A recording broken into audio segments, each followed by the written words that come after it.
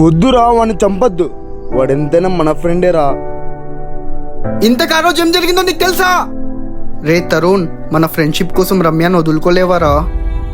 వదిలేస్తానురా, నాకు మన ఫ్రెండ్షిపే కావాలి.